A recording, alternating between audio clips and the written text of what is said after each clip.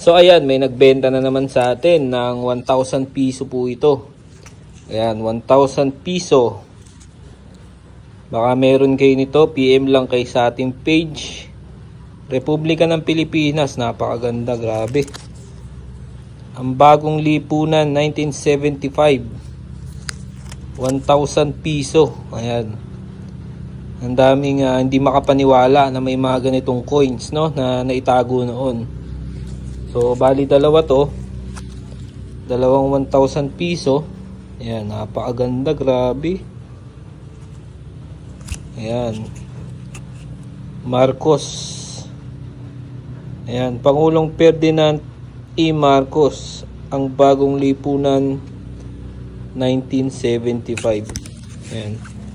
So, basahin natin yung kanyang papeles. Ayan. Excuse. So, ayan. Certificate of Authenticity to. Ayan. This is to certify that the Republic of the Philippines 1,000 piso gold coin. Okay, gold coin po ito. 1975, September 21 in issue. So, ayan. Baka meron kayo nito. 35K to 45K bibili natin. Ayan. Depende sa kondisyon, no? Depende sa kondisyon ng barya nyo. So, bali dalawang klase to, mga kapatid. May tinatawag po tayong proof coin at brilliant uncirculated na 1,000 piso Ferdinand Marcos gold coin. Ayan. Republika ng Pilipinas. Silyado to, yun mga kapatid. Silyado pa.